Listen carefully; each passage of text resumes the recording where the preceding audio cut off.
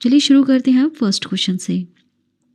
रोगाणुरोधी प्रतिरोध से निपटने के लिए केरल सरकार की पहल क्या है?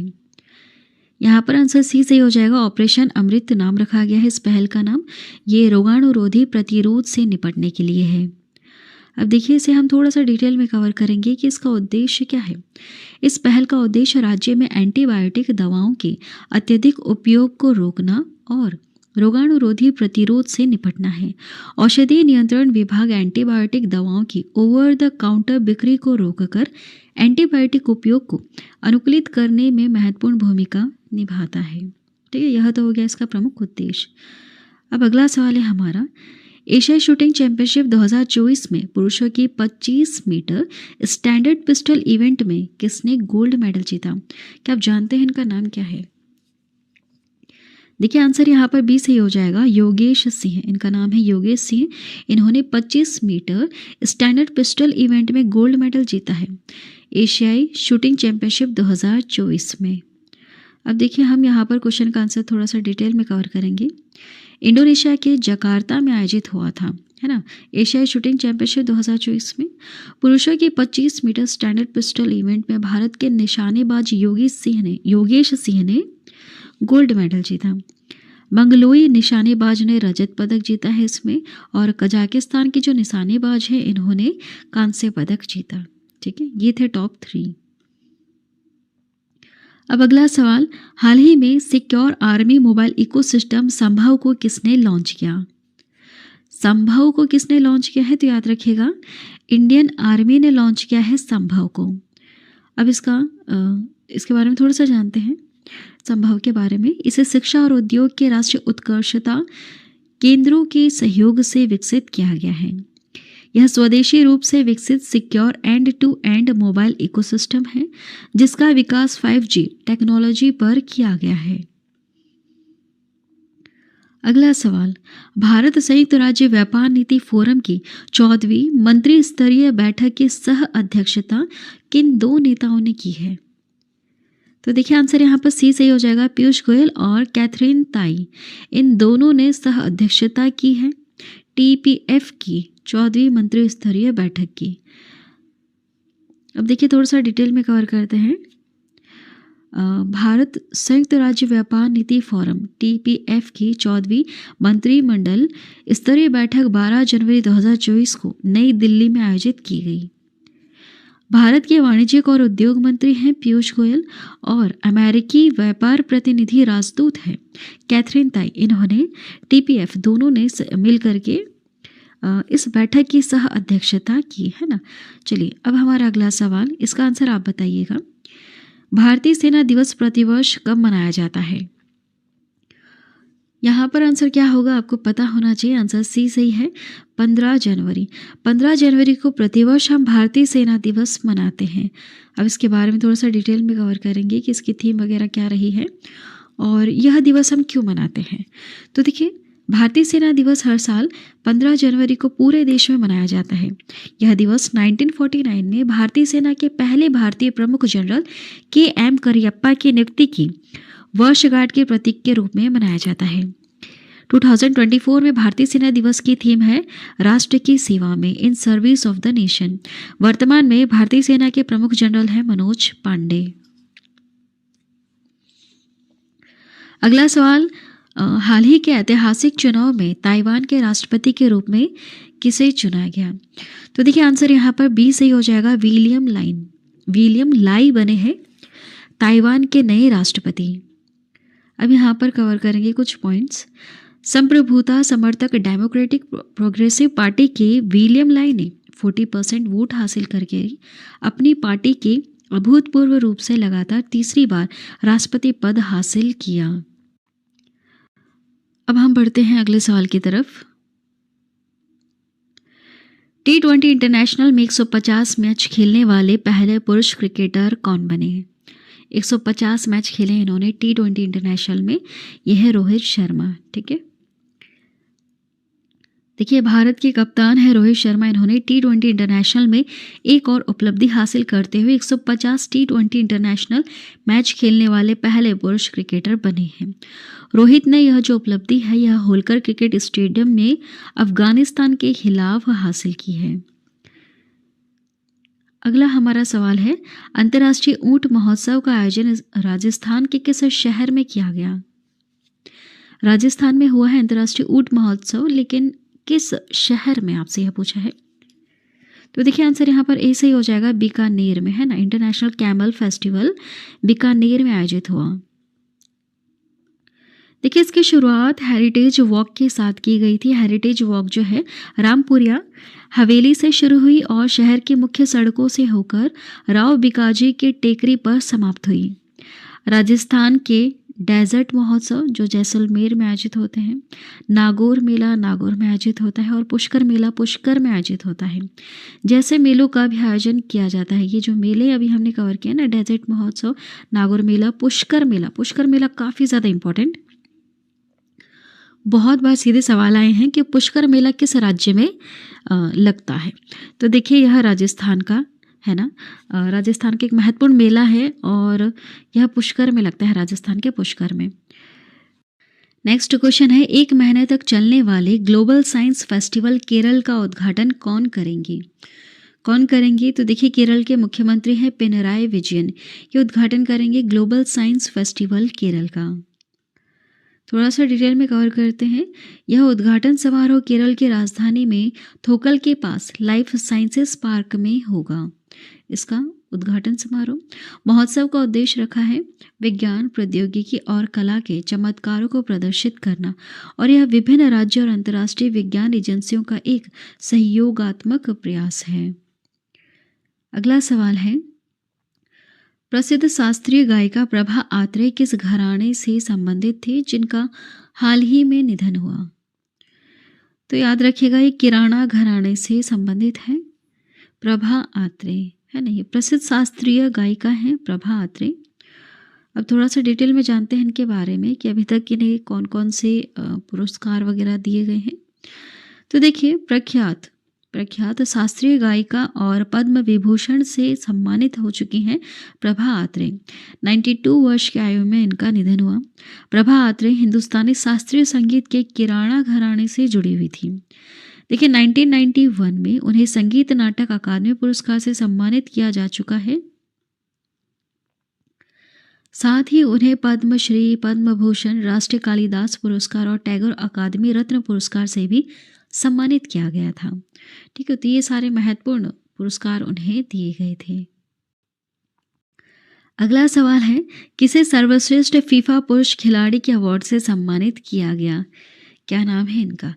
इनका नाम है लियोनेल मेसी। इन्हें सम्मानित किया गया है सर्वश्रेष्ठ फीफा पुरुष खिलाड़ी के अवार्ड से। थोड़ा सा हम यहाँ पर कवर करेंगे डिटेल में। अर्जेंटीना के हैं, यह आपको याद रखना होगा, अर्जेंटीना की ओर से खेलते हैं लियोनेल मेसी।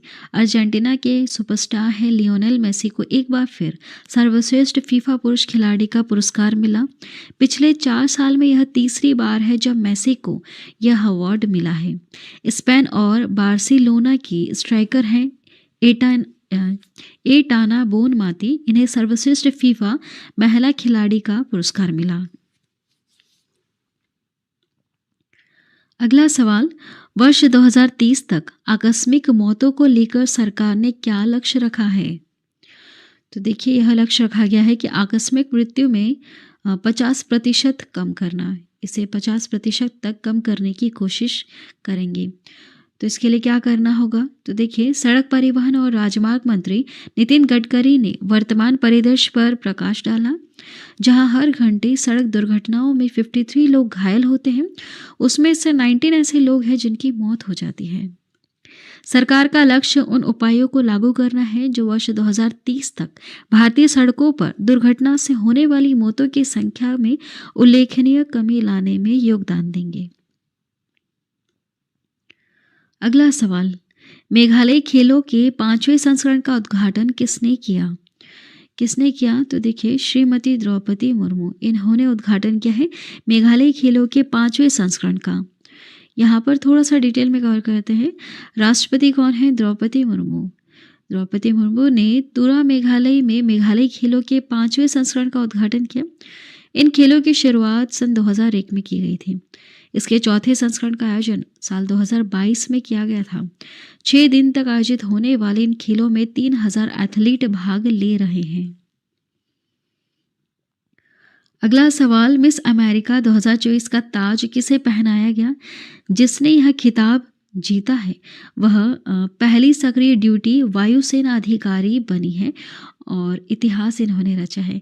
तो देखिए आंसर यहाँ पर डी से हो जाएगा, मेडिसन मार्स। मेडिसन मार्स इनका नाम है। ये मिस अमेरिका 2024 चुनी गई हैं। तो ऐसा करतब दिखाने वाली ये ऐसी एकमात्र पहली महिला हैं जो सक्रिय ड्यूटी वायुसेना अधिकारी रही है ना। तो यह इतिहास रचा है इन्होंने, मेडिसन मार्स ने। चलिए अब हमारा अगला सवाल है, भारतीय नौसेना में नौसेना संचालन महानिदेशक के रूप में किसे नियुक्त किया गया? आंसर सी सही हो जाएगा, वाइस एडमिरल एन प्रमोद को। वाइस एडमिरल एन प्रमोद को नौसेना संचालन महानिदेशक के रूप में नियुक्त किया गया। देखिए वाइस एडमिरल एन प्रमोद को नौसेना संचालन महानिदेशक के रूप में नियुक्त किया गया। एन प्रमोद 1990 को भारतीय नौसेना में नियुक्त हुए थे। अगला सवाल, हाल ही में भारतीय नौसेना ने अपने किस जहाज को सेवा मुक्त किया?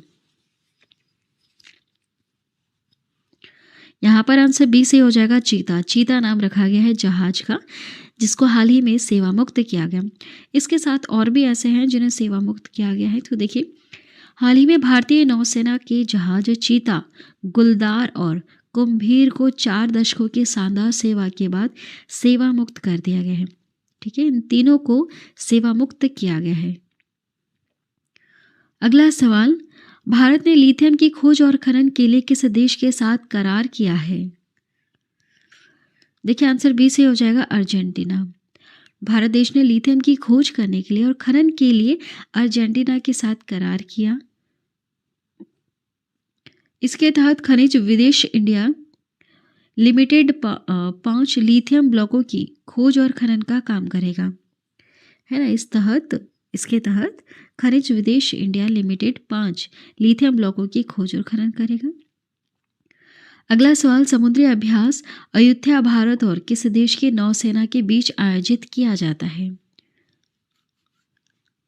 तो देखिए याद रखिएगा आंसर यहाँ पर थाईलैंड होगा।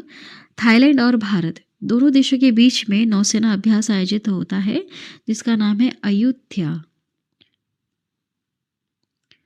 देखिए हाल ही में भारतीय नौसेना और रॉयल थाई नेवी के बीच पहला द्विपक्षीय समुद्री अभ्यास अयुत्या का आयोजन किया गया। यह भारत और थाईलैंड के बीच एक द्विपक्षीय अभ्यास है। अगला सवाल, Pranab my father a daughter remembers पुस्तक के लेखक कौन है? इसकी लेखिका है शर्मिष्ठा मुखर्जी। नाम याद रखेगा, शर्मिष्ठा मुखर्जी हैं। Pranab my father a daughter remembers पुस्तक की लेखिका। देखिए इस पुस्तक में Pranab my father a daughter remembers किताब की लेखिका पूर्व राष्ट्रपति प्रणब मुखर्जी की बेटी हैं शर्मिष्ठा मुखर्जी। पुस्तक में वह अपने पिता के जीवन की याद दिलाती हैं और प्रख्यात नेता के बारे में एक बेटी का दृष्टिकोण प्रदान करती है। अगला सवाल, किस रिजर्व को भारत के पहले डार्क स्काई पार्क के रूप में नामित किया गया? तो देखिए आंसर यहाँ पर डी से हो जाएगा, पेंच टाइगर रिजर्व। पेंच टाइगर रिजर्व को भारत के पहले डार्क स्काई पार्क के रूप में नामित किया गया। पेंच टाइगर रिजर्व यह मध्य प्रदेश महाराष्ट्र तक फैला हुआ है। देखिए कवर करते हैं। पेंच टाइगर रिजर्व को भारत के पहले डार्क स्काई पार्क के रूप में सम्मानित किया गया है जो इसे तारों को देखने और खगोल विज्ञान के प्रति उत्साही लोगों के लिए एक आदर्श स्थान बनाता है। पेंच टाइगर रिजर्व अपने बाघ संरक्षण प्रयासों के लिए प्रसिद्ध है और 2 राज्य मध्य प्रदेश और महाराष्ट्र तक यह फैला हुआ है। ठीक है, कहाँ कहाँ फैला है, इसकी जो बाउंड्री है वो टच हो जाती है मध्य प्रदेश और महाराष्ट्र में, और यहाँ तक थोड़ा थोड़ा इसका हिस्सा है।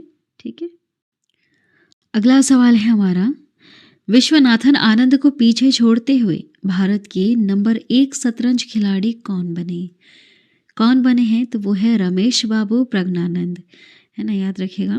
रमेश बाबू प्रज्ञानंद है जो विश्वनाथन आनंद को पीछे छोड़ते हुए भारत के नंबर 1 शतरंज खिलाड़ी बने। देखिए, भारतीय युवा शतरंज खिलाड़ी रमेश बाबू प्रज्ञानंद ने नीदरलैंड में आयोजित टाटा स्टील मास्टर्स में विश्व शतरंज चैंपियन डिंग लीरेन को हराया। इस जीत के साथ प्रज्ञानंद विश्वानंद आनंद के बाद मौजूदा चैंपियन को हराने वाले दूसरे भारतीय बने हैं। अगला सवाल, हाल ही में दुर्लभ सफ़ेद पेंगुइन किस स्थान पर मिले हैं? ये मिले हैं अंटार्कटिका में। सफ़ेद पेंगुइन, सफ़ेद कलर क्यों हो जाता है, जैसे आप यहाँ पर इमेज में देख रहे होंगे, है ना, ये आपने देखा है लगभग हर जगह पे। तो बिल्कुल ये सारी चीज़ें सफ़ेद कैसे होती हैं? इनके पेरेंट्स नॉर्मल हैं, इनके आने वाली जनरेशन भी इनसे जो खुद से होगी वो भी नॉर्मल है, लेकिन इनमें क्या प्रॉब्लम है? तो देखिए, अंटार्कटिका में सफ़ेद रंग का एक दुर्लभ सफ़ेद पेंगुइन देखा गया है। एबनॉर्मल कंडीशन है जिसका नाम है ल्यूसिज्म, इसके चलते पेंगुइन का रंग सफ़ेद हुआ है। ठीक है, तो क्या नाम है इस प्रॉब्लम का? एबनॉर्मल कंडीशन है जिसका नाम है ल्यूसिज्म। अब देखिए, ये जो चीज़ है ये चिड़िया और रेप्टाइल्स में ल्यूसिज्म एबनॉर्मल कंडीशन पाई जाती है। सिर्फ उसमें उनमें ही नहीं, इंसानों में भी देखने के लिए मिलता है।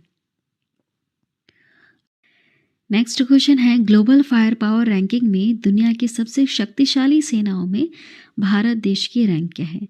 तो हमारा भारत देश आता है चौथे नंबर पर। अब हम कवर करते हैं कि फर्स्ट, सेकंड और थर्ड पोजीशन पर कौन है और फर्स्ट सेकंड वाले से हमारे रिश्ते कैसे हैं।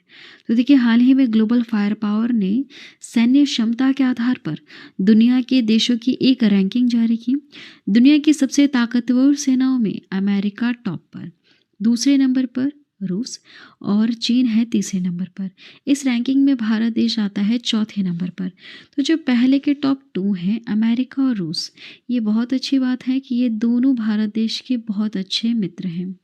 ठीक है, अब देखिए, इस रैंकिंग में दुनिया के 145 देशों को शामिल किया गया है। पड़ोसी देश पाकिस्तान यहाँ पर 9th नंबर पर आता है।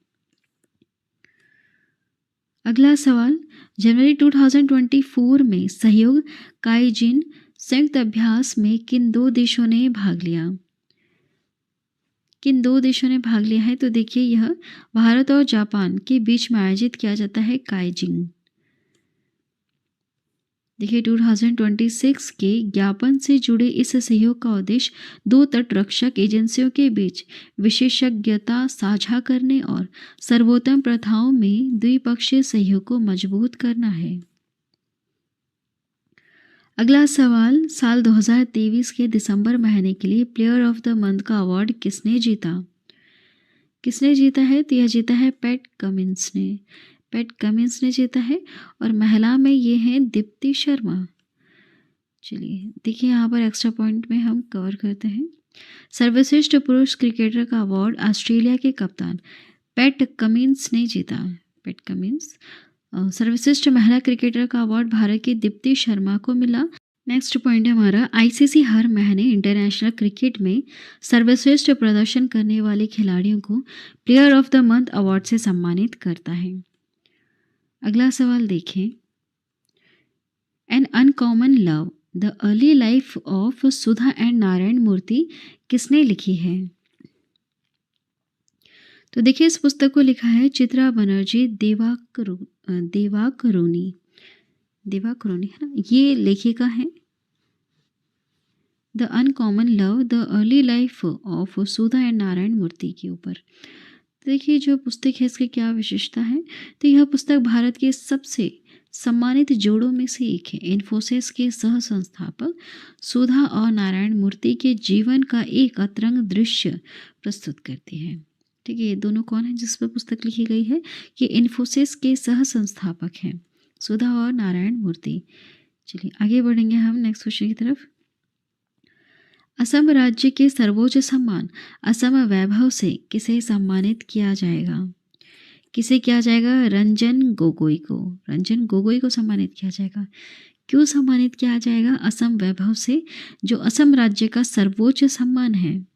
तो देखिए, असम के मुख्यमंत्री हेमंत बिश्वा शर्मा ने हाल ही में घोषणा की है कि पूर्व chief justice of India CJI और राज्यसभा सांसद रंजन गोगोई को असम वैभव पुरस्कार से सम्मानित किया जाना चाहिए, है ना, किया जाएगा। असम वैभव राज्य का सर्वोच्च नागरिक सम्मान है। सीजेआई रंजन गोगोई की अध्यक्षता वाली 5 जजों की बेंच ने 2019 में अयोध्या राम मंदिर पर अहम निर्णय लिया था, इसलिए इन्हें सम्मानित किया जाएगा। देखिए, वैसे मैंने वीडियो बना रखी है अयोध्या राम मंदिर के ऊपर, वहाँ पर मैंने आप लोगों को डिटेल में पूरा इतिहास समझाया है। ठीक है, शुरू से लेकर अभी तक क्या हुआ वो चीज़ें हमने बिल्कुल डिटेल में कवर की हैं। तो आपसे रिक्वेस्ट है कि आप उस वीडियो को ज़रूर देखना, वो बहुत ही ज़्यादा नॉलेजेबल वीडियो है। चलिए अगला देखिएगा। महाराष्ट्र सरकार ने राज्य के पहले ग्रीन अमोनिया प्लांट के लिए किसके साथ समझौता किया है? किसके साथ? तो यह समझौता किया गया है आइनॉक्स एयर प्रोडक्ट के साथ। आइनॉक्स एयर प्रोडक्ट्स के साथ समझौता किया। देखिए, इस प्रोजेक्ट पर कुल 3 बिलियन अमेरिकी डॉलर का खर्च किया जाएगा। इस प्लांट में ग्रीन लिक्विड अमोनिया का उत्पादन किया जाएगा। अगला सवाल, भारत की पहली सौर ऊर्जा संचालित नाव अयोध्या में किस नदी पर मिलेगी? तो यह सरयू नदी है ना, जहाँ पर अयोध्या है, जिस नदी जहाँ से यह नदी बह रही है, सरयू नदी, यहाँ पर अयोध्या है। तो भारत में पहली बार सौर ऊर्जा संचालित नाव अयोध्या में आपको सरयू नदी पर देखने के लिए मिलेगी। देखिए, भारत में पहली बार उत्तर प्रदेश के अयोध्या स्थित सरयू नदी में सौर ऊर्जा से चलने वाली नाव चलाई जाएगी। यह एक डुअल मोड ऑपरेटिंग नाव है जो 100% सौर विद्युत ऊर्जा बेस कार्य पर कार्य करती है। चलिए अब हमारा अगला सवाल है, यूक्रेन पर वैश्विक शांति शिखर सम्मेलन की मेजबानी कौन सा देश करेगा? यह करेगा स्विट्जरलैंड। ठीक है,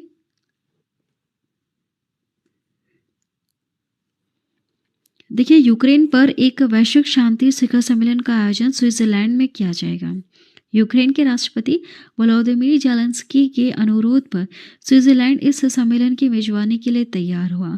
रूस ने 24 फरवरी 2022 को यूक्रेन में अपनी सेना भेजी थी। तब से दोनों देशों के बीच में अभी तक युद्ध चालू है। ठीक है, जारी ही है, चल ही रहा है।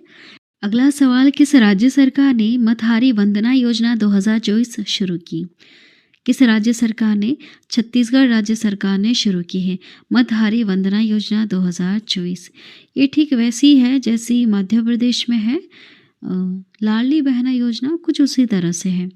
देखिए, छत्तीसगढ़ सरकार ने महिलाओं को 1000 मासिक सहायता प्रदान करते हुए मथारी वंदना योजना की शुरुआत की।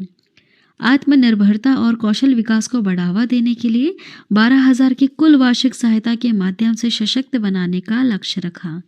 23 से 60 वर्ष की आयु की निवासी विवाहित महिलाएं जिनके पारिवारिक आय 2.5 लाख रुपए से कम है, वे आवेदन करने के लिए पात्र हैं। नेक्स्ट देखिएगा, किस आईआईटी ने भविष्य की तकनीक के लिए इमोबिलिटी लैब लॉन्च करने के लिए अल्टेयर के साथ साझेदारी की है? अल्टेयर के साथ साझेदारी की है आईआईटी मद्रास ने। ठीक है, भविष्य की तकनीक के लिए इमोबिलिटी लैब लॉन्च करने के लिए। देखिए, आईआईटी मद्रास और अल्टेयर ने मिलकर इमोबिलिटी सिमुलेशन लैब की स्थापना की है, जो इलेक्ट्रॉनिक मोबिलिटी के क्षेत्र में उन्नत अनुसंधान और प्रशिक्षण के लिए एक अग्रणी पहल है। हमारा अगला सवाल है, विश्व आर्थिक मंच भारत के किस राज्य में स्वास्थ्य देखभाल और जीवन विज्ञान पर आधारित केंद्र स्थापित करेगा? आंसर यहाँ पर डी सही है, तेलंगाना, है ना। तेलंगाना राज्य स्वास्थ्य देखभाल और जीवन विज्ञान पर आधारित केंद्र स्थापित करेगा। देखिए, विश्व आर्थिक मंच ने स्वास्थ्य देखभाल और जीवन विज्ञान पर केंद्रित चौथी औद्योगिक क्रांति के लिए अपना एक केंद्र हैदराबाद तेलंगाना में स्थापित यह करने जा रहा है। C4IR तेलंगाना एक स्वायत्त गैर लाभकारी संगठन होगा और भारत में विश्व आर्थिक मंच का एकमात्र संगठन होगा। अगला सवाल, किस राज्य ने नवा पके पागा हॉर्नबिल महोत्सव मनाया? नवा संस्करण था तो यह मनाया है अरुणाचल प्रदेश में। ठीक है, अरुणाचल प्रदेश में मनाया गया है पके पागा हॉर्नबिल महोत्सव। अब यह क्या है? तो देखिए, यह त्यौहार वन्यजीव संरक्षण पर केंद्रित है, जिसमें हॉर्नबिल पर विशेष जोर दिया जाता है। मुख्यमंत्री पेमा खांडू ने 2019 में PPHF को राज्य उत्सव घोषित किया था। मान्यता देने के लिए 16 to 18 जनवरी 2015 के दौरान पहली बार PPHF का आयोजन किया गया था। देखिए, इस वर्ष PPHF की थीम रखी गई है लेट अवर हॉर्नबिल रिमेन्स। लेट अवर हॉर्नबिल रिमेन्स, है ना। नेक्स्ट है, अयोध्या के राम मंदिर को समर्पित स्मारक डाक टिकटों की एक सीरीज किसने लॉन्च की? देश के PM नरेंद्र मोदी, इन्होंने लॉन्च की है अयोध्या के राम मंदिर को समर्पित स्मारक डाक टिकटों की सीरीज। देखिए, प्रधानमंत्री नरेंद्र मोदी ने अयोध्या में राम मंदिर को समर्पित स्मारक डाक टिकटों की एक सीरीज और दुनिया भर की टिकटों वाली एक पुस्तक जारी की। 6 अलग अलग डिजाइन के साथ ये टिकट श्री राम जन्मभूमि मंदिर के सार को दर्शाती है। अगला सवाल है, CM जगन मोहन रेड्डी द्वारा उद्घाटन की गई स्टैच्यू ऑफ सोशल जस्टिस की ऊंचाई कितनी है? इसकी ऊंचाई है 206 फीट। CM जगन मोहन रेड्डी द्वारा उद्घाटन की गई स्टैच्यू ऑफ सोशल जस्टिस की ऊंचाई 206 फीट। अभी जो स्टैच्यू है यह किसे समर्पित है और किस राज्य के मुख्यमंत्री हैं? तो देखिए, आंध्र प्रदेश के मुख्यमंत्री है जगन मोहन रेड्डी विजयवाड़ा में डॉक्टर भीमराव अंबेडकर को समर्पित 206 फीट ऊंची सामाजिक न्याय की प्रतिमा का अनावरण करने के लिए तैयार है। विजयवाड़ा के स्वराज मैदान में 404 करोड़ रुपए की लागत से एक अनुभव केंद्र और अन्य सुविधाओं के साथ डॉक्टर भीमराव अंबेडकर की विशाल प्रतिमा बनाई गई। अगला सवाल, पूर्वी नौसेना कमान के चीफ स्टाफ ऑफिसर ऑपरेशन के रूप में किसे नियुक्त किया गया? किसे नियुक्त किया गया है? शांतनु झा को नियुक्त किया गया है पूर्व नौसेना कमान के चीफ स्टाफ ऑफिसर के रूप में। देखिए, शांतनु जो झा है ये पूर्वी नौसेना कमान की मुख्यालय में चीफ स्टाफ ऑफिसर ऑपरेशन के रूप में भी नियुक्त किए जा चुके हैं। अगला सवाल, T20 इंटरनेशनल में सर्वाधिक शतक लगाने का रिकॉर्ड किस बल्लेबाज ने बनाया है? तो यह रिकॉर्ड है रोहित शर्मा के नाम। ठीक है, अब थोड़ा सा यहाँ पर कवर करते हैं। देखिए, भारतीय कप्तान रोहित शर्मा ने T20 इंटरनेशनल में अपना 5वां शतक जड़ा है। देखिए, रोहित ने बेंगलुरु की एम चिन्नास्वामी स्टेडियम में अफगानिस्तान के खिलाफ तीसरे और अंतिम T20 मैच में यह शतक जड़ा। इस मामले में उन्होंने सूर्य कुमार यादव और ग्लेन मैक्सवेल को पीछे छोड़कर 4 शतक दर्ज किए, जिन्होंने सूर्य कुमार यादव और ग्लेन मैक्सवेल ने 4 शतक दर्ज किए थे, लेकिन रोहित शर्मा ने 5 शतक जड़े हैं, है ना। तो ये रोहित शर्मा आगे हुए। अगला सवाल, द्विपक्षीय श्रृंखला के लिए ICC द्वारा नियुक्त पहली महिला तटस्थ एम्पायर कौन होगी? तो देखिए, यहाँ पर आंसर B सही है, सू रेडफर्न होंगी द्विपक्षीय श्रृंखला के लिए ICC द्वारा नियुक्त पहली महिला तटस्थ एम्पायर। देखिए, उन्हें ऑस्ट्रेलिया और दक्षिण अफ्रीका के बीच आगामी ICC महिला चैंपियनशिप और T20I मैचों के लिए नामित किया गया है। रेडफर्न ने इंग्लैंड के लिए खेला है और कई विश्व कप में एम्पायरिंग का इनको अनुभव रहा है। अगला सवाल, 3D शहरी स्थानिक डिजिटल ट्विन बनाने वाला पहला भारतीय शहर कौन सा है? तो वह है वाराणसी। वाराणसी कहाँ है? उत्तर प्रदेश में। अगला सवाल है, स्टेड फास्ट डिफेंडर 2024 अभ्यास किसके द्वारा शुरू किया गया? इसे शुरू किया गया है नाटो देशों के द्वारा। नाटो जिसका फुल फॉर्म होता है नॉर्थ अटलांटिक ट्रीटी ऑर्गेनाइजेशन। अब देखिए इसके बारे में जानते हैं कि नाटो क्या है। यह 4 अप्रैल 1949 को उत्तरी अटलांटिक संधि द्वारा सोवियत संघ के खिलाफ सामूहिक सुरक्षा प्रदान करने के लिए संयुक्त राज्य अमेरिका, कनाडा और कई पश्चिमी यूरोपीय देशों द्वारा स्थापित एक सैन्य गठबंधन है। देखिए इसमें 31 सदस्य हैं या 31 सदस्य देशों का समूह है नाटो। ये सब एक दूसरे की रक्षा के लिए सहमत हैं और तीसरे पक्ष के हमले के विरुद्ध हैं। फिनलैंड अभी वर्तमान में 31 नंबर ये जो ना नाटो का 31वां सदस्य बना है। आपको याद रखना है इससे पहले सिर्फ 30 ही सदस्य थे इसके, काफ़ी लंबे समय तक सिर्फ 30 सदस्य ही रहे हैं, लेकिन हाल ही में 31वां सदस्य बना है फिनलैंड। तो ये काफ़ी ज़्यादा इम्पॉर्टेंट पॉइंट है जो आपको ध्यान देना है। नेक्स्ट है, हाल ही में केंद्रीय मंत्री राव इंद्रजीत सिंह द्वारा लॉन्च किए गए ई साक्षी ऐप का उद्देश्य है MPLADS निधि प्रवाह की निगरानी करना। यह इसका मुख्य उद्देश्य है। अब डिटेल में कवर करते हैं। देखिए इम्पॉर्टेंट है, सांसद स्थानीय क्षेत्र विकास योजना MPLADS का यह फुल फॉर्म है।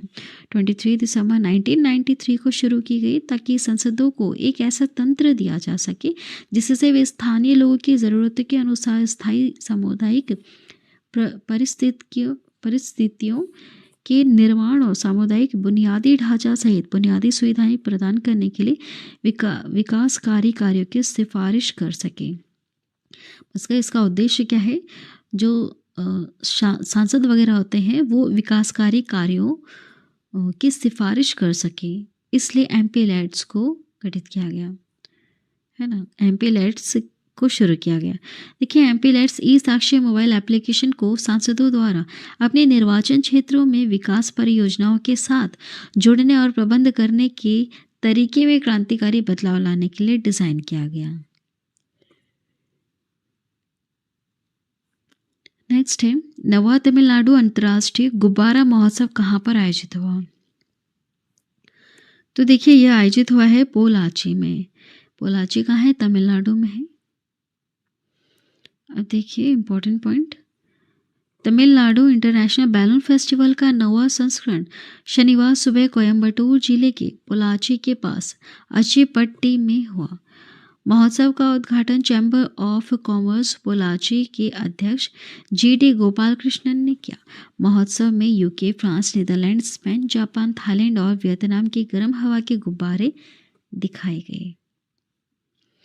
अगला सवाल, सशस्त्र सीमा बल के महानिदेशक के रूप में किसे नियुक्त किया गया? नियुक्त किया गया है दलजीत सिंह चौधरी को। ठीक है, सशस्त्र सीमा बल के महानिदेशक के रूप में। देखिए कार्मिक मंत्रालय के आदेश के अनुसार वरिष्ठ IPS अधिकारी दलजीत सिंह चौधरी को सशस्त्र सीमा बल SSB के महानिदेशक के रूप में नियुक्त किया गया। कैबिनेट की नियुक्ति समिति ने 30 नवंबर 2025 तक की अवधि के लिए SSB के महानिदेशक के रूप में चौधरी की नियुक्ति को मंजूरी दी है। दलजीत सिंह चौधरी उत्तर प्रदेश केंद्र के 1990 बैच के वह IPS अधिकारी थे। अगला सवाल, खेलो इंडिया यूथ गेम्स 2024 की मेजबानी किस राज्य में की जाएगी? तो इसकी मेजबानी होगी तमिलनाडु राज्य में खेलो इंडिया यूथ गेम्स 2024 की। देखिए एक्स्ट्रा पॉइंट, तमिलनाडु खेलो इंडिया यूथ गेम्स की मेजबानी करने के लिए तैयार है, जिसमें 26 विषयों में 5000 से अधिक युवा एथलीट भाग लेने वाले हैं।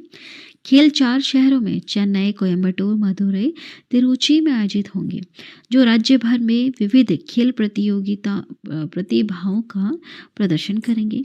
चेन्नई का नेहरू स्टेडियम खेलो इंडिया यूथ गेम्स 2024 के साथ ये जो वहाँ पर उद्घाटन हुआ है, तो इस बहुउद्घाटन का यह गवाह बनेगा चेन्नई का नेहरू स्टेडियम, है ना।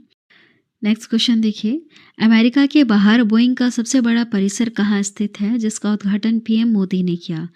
तो यह स्थित है बेंगलुरु में। अमेरिका के बाहर बेंगलुरु में है बोइंग का सबसे बड़ा परिसर। देखिए प्रधानमंत्री नरेंद्र मोदी ने शुक्रवार को बेंगलुरु के पास अमेरिकी विमान विनिर्माता बोइंग के नए वैश्विक इंजीनियरिंग एवं प्रौद्योगिकी केंद्र परिसर का उद्घाटन किया। अत्याधुनिक Boeing India engineering and technology centre परिसर करीब 1600 करोड़ रुपए की लागत से 43 एकड़ ज़मीन पर बनाया गया, पर बनेगा, है ना। अगला सवाल है, ब्रिटिश पेट्रोलियम किस शहर में अपना तकनीकी केंद्र स्थापित करेगी? तो ये स्थापित करने जा रही है पुणे में, ठीक है, महाराष्ट्र के पुणे में। देखिए, ब्रिटिश पेट्रोलियम ने अपनी वैश्विक तकनीकी और इंजीनियरिंग क्षमताओं को बढ़ावा देने के लिए पुणे महाराष्ट्र में British petroleum technical solution India की स्थापना की घोषणा की। बीपी के स्वामित्व वाले केंद्र दुनिया भर में हाइड्रोजन और नई ऊर्जा व्यवसाय दोनों को उच्च गुणवत्ता वाली सेवाएं प्रदान करेगी। देखिए, मौलियामा क्रोमा को बीपी टेक्निकल सॉल्यूशन इंडिया के प्रमुख के रूप में नियुक्त किया गया है। आपको याद रखना है किसे, मौलियामा क्रोमा को। अगला सवाल, निम्नलिखित में से किस बैंक ने money to India Canada mobile app पेश किया है? तो देखिए, इसे पेश किया है ICICI बैंक ने, ठीक है। Money to India Canada mobile app को लॉन्च किया। अब क्यों लॉन्च करना पड़ा? तो देखिए, किसी भी कनाडाई बैंक से भारत में निर्बाध 24/7 धन हस्तांतरण कर सकते हैं और किसी ICICI बैंक कनाडा खाते की आवश्यकता नहीं है ना। पहले आवश्यकता पड़ती थी, अब आवश्यकता नहीं है, अब ट्रांसफ़र हो जाएगा। नेक्स्ट है, कौन सा मंदिर अयोध्या राम मंदिर को ओनाविलो धनुष उपहार में दे रहा है? तो देखिए, यहाँ पर आंसर कौन सा सही होगा? आंसर डी, पद्मनाभ स्वामी मंदिर। पद्मनाभ स्वामी मंदिर है, इस मंदिर ने अयोध्या राम मंदिर को ओनाविलु धनुष उपहार में दिया।